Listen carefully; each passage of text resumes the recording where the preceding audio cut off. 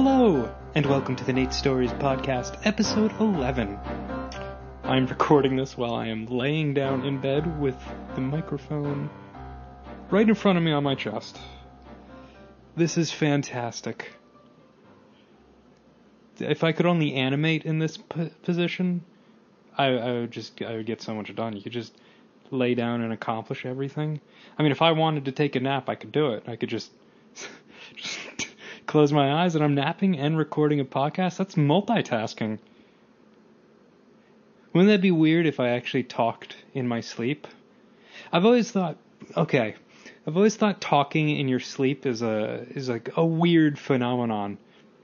Here's a little story. When I was in college, I had a roommate and I would talk in my sleep. And he told me one story where during midterms, I sat up. So it was like, I think 8 a.m. and he had just woken up and he was getting ready to go to class. And I didn't have class till later that day. And he was getting ready and I just sat up, looked at him straight in the eye. I was like, apparently I had a super serious expression. And I was just like, did the potatoes escape? He looked at me and he was really confused and he was just like, no. And I was like, okay, good. And I just, as if my body collapsed, I just fell back onto the bed and went back to sleep. Yep. That's why the first Nate Stories episode has a dream in it, because I have ridiculous dreams. Although I don't remember that one. So when we sleep talk, is that like, are we personifying our dream self? Can you sleep talk as a different person? Or is it your perception as another person in your dreams? And when people are sleepwalking, is it still them, but it's just them in a different, like they're in their dream world? Can you sleepwalk as somebody else? These are all interesting questions where I know nothing about the subject. I'm just asking them. If only you could ask a question and that asking it would be the answer. Oh, if knowledge only worked that way. Yeah, that whole sleep thing wasn't even on my itinerary. That is because I am laying down. This might be my podcasting recording position. This is just marvelous. And what I wanted to talk a little bit about was animation. Basically, my note is animation takes a long time. Great note, me. Right now, in the next cartoon that I'm working on for this channel, I am doing lip syncing, and characters are talking. There's multiple ways to go about lip syncing with animation. One is to layer it, where you just animate the lips moving, the mouth syncing, then the eyes, then the face, then the head movements, and then the body. So you do everything individually and kind of make your way to the bigger picture of their poses and then sync it all up. And the other way is to basically draw the entire character doing the motions.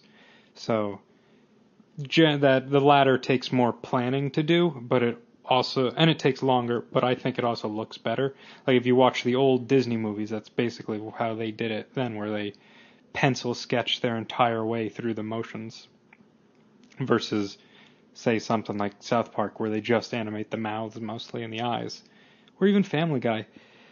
Oh, I am just blabbing on, and probably some person that knows more animation than me is going to call me. I'll be like, dude, that's not how it worked with Disney. They did the same, they did animated things on different layers. Yeah, okay. Well, in this cartoon I'm working on, I'm doing a mix of both, where depending on how energetic the line is or how much animation is needed, I am going back and forth. So I'm using multiple techniques, man. I'm so modern, man. I'm a modern animator, man. Yeah. And what I'm doing now is I'm starting to prep the next cartoon that I'm going to make when I release this one. Probably won't be done by the end of this month, but I'm thinking September. And yeah, I really like how it's turning out. It's so far one of my favorite personal animations. And if you're curious, if you're one of my longtime followers, one of my 3 people that follow me, my favorite animation is Your Bones, the one about the girl and with the magic book. And I'm actually thinking of doing another video in that super serious style. Super dramatic, man. Yeah, that'd be fun. But they take so long to do. So yeah, and then the next subject I wanted to talk about was performing. Yeah. So this week I actually tried something a little fascinating, a little interesting. So I've tried stand-up before, and I think, average. Like, I did get some laughs. I wrote out an entire set. I wrote out a bunch of jokes. I wrote like 50 minutes to an hour of material, and then I just picked out my favorite sections and did a 5-minute set. And for 2 minutes I bombed, and then for the rest, like the last 3 minutes, I did okay. And yeah, since then I haven't really done stand-up, but I have performed doing improv and storytelling. But this week I tried to do a little something different. I tried to do a little bit of like stand-up while showing my own cartoons. So, showed an animation, then I did banter, a little behind the scenes, told a few jokes, messed with the audience, and then I showed another video. And did that for like 18 minutes. And the audience seemed to really like it. And I think I'm going to try to do that again. I think what I want to do is basically create a Nate's Stories live show where I'll be talking about things and telling jokes and pulling the audience in, and then I can show an animation, and maybe someday make animations specifically for that kind of performance. I think it'd be fun. But with performing, so if you were to ask me a year ago if I were to even have attempted stand-up comedy or even doing some, like, I guess, meshing of stand-up and showing my cartoons, I would have said, you're crazy, because I had insane stage fright. Like, in high school, I was in a band and we would perform a lot. My animation, Running in the Sun, is kind of based on that experience, at least. I think I have another cartoon based on it. The band's name was Joe Soup. I think we still have a MySpace page. But I had stage fright even back then, and the way that I was able to deal with it while performing with them was, it was like, I'm with the band, and I'm just behind the keyboard, so as long as I play the notes, it doesn't matter if I'm scared, the keyboard won't mess up. So I was able to hide behind this wall, not really pay attention to the audience, and eventually I would stop being afraid or nervous, and I would just get into the music. Because also we would practice all the time, so it was kind of like a habit. But when it came to performing stand-up or even just talking in front of people, there is no keyboard to hide behind. You have a podium or something if you're giving a speech, if you're like a politician. But even then, the podium isn't the one doing the talking, although I'm sure a podium would be far more entertaining to listen to than the current president.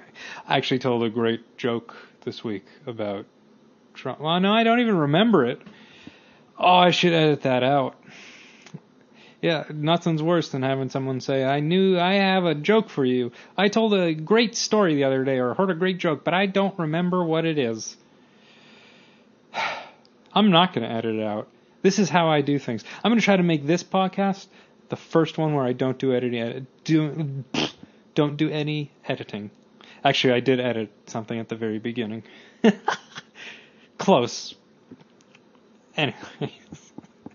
Stage fright.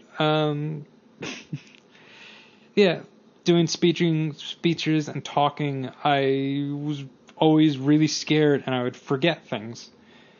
So last year, what I did in order to combat this was I was like, okay, this stage fright thing is probably holding me back. I need to just not have stage fright. How do I do it? And I thought one of the best ways would probably be to do improv. Because doing that, you're up there, you're with other people, and you're just supposed to be having fun. And I had done improv when I was younger, but never anything like a class. It was just people having fun. Or in like high school drama, which I don't think really counted. Sorry to everybody, my high school listeners. Not that your drama classes don't count. It's just when you're in school, it's different. Anyways, so I signed up for improv classes to really get rid of the stage fright. And I remember I showed up to the first class, and it was the demographics that you'd really expect. A bunch of kind of awkward, lower, on the young 20s dudes. I think it was 14 dudes and 2 girls. And all the dudes looked the same demographic. We all walked the same. It was like, yep, these are the semi-awkward dudes. And then the lady. Actually, I think it was more 12 dudes. I don't remember. Anyways, showed up to this class. And also, I should say, the gender did balance out later. I did take feature classes, and I ended up having the opposite effect where I was one of the only guys in another class. So, it's just experience. Overall, my experience has been pretty diverse. Anyways, I remember the first scene they had me do in that class was with no suggestion or anything. They was like, go up and do it. And I remember they were like, you're going to go up here and you're going to pretend to be in a band together, and you're going to pretend that you're about to do a reunion tour. And that was it. So then we went up there, and people were just supposed to ask us questions, and we were supposed to be in character. And I remember I was freaking out. I think as I was sitting down to be in this sketch, my hands were super sweaty. I was like, oh my God, I'm going to die. And then we ended up doing it, and it kind of reminded me of being in the band again, where the keyboard wasn't there, but it was almost like my ego was going to become the keyboard. So slowly, after doing improv a lot and doing performances, I think my ego started to become a barrier that's let me now do this, just talking without having a plan about anything in front of people and not being nervous and trusting myself. Yeah. I would say improv is good for writing and just learning to be quick on your feet. I would say watching improv, if you want to get better at it, then it's good to watch it. It can be kind of boring. And like any sort of skill or art form, at the highest level, it's like magic watching. But anything lower than that, it's going to be, it might be a little rough. You could say the same thing about any art form. If we look at movies, you'd be like, yeah, well, if you watch Goodfellas, of course it's amazing. But if you watch Sharknado, I've never actually watched Sharknado. It looked kind of fun. I don't know, it's a bad movie. I don't want to say any bad movies, because so much work goes into making a movie, even a bad one. I'm always astounded. Like, okay, so like anime, there are some amazing artists that work on some animes. It's just like they've studied the human form and they can draw people from any perspective. They can draw these amazing backgrounds. And they're drawing these, or they're animating these shows where the plots are so dumb. And you can see the artistic talent and the creativity, and they're forced to draw these alien-faced baby things that are children catering towards men on adventures about nonsense. Make anime great again. Yeah, I think that's good for this podcast this week. Let's check if I have any comments. Let's go over here. I'm gonna avoid any politics stuff right now. I'm just gonna say the world is on fire out there. Oh God, I hope something did not. I mean, in terms of political climate, I don't want actual bad things to happen. Please make bad things stop happening. Just make the world safe again? Was it make the world safe? Make people feel safe. I don't understand. Anyways, I got one comment this week on last week's podcast. It said, or it's from Super Plush Dude, and their pictures of Luigi from Paper Mario. I like it. Their comment is, first, Nate, you are so awesome. The reason I hesitated is because they spelled your, not you are. It's just Like, the abbreviation is incorrect. Welcome to the internet. Welcome to the American education system where we don't teach proper grammar. But who decides what proper grammar is, right? Don't we just decide it by using it all the time? Because isn't language like a human construct? Oh, I hate myself right now. All right, I think that'll be this week's podcast. I hope have a great rest of your week. Yeah. Keep it up. Keep being you. Keep being you.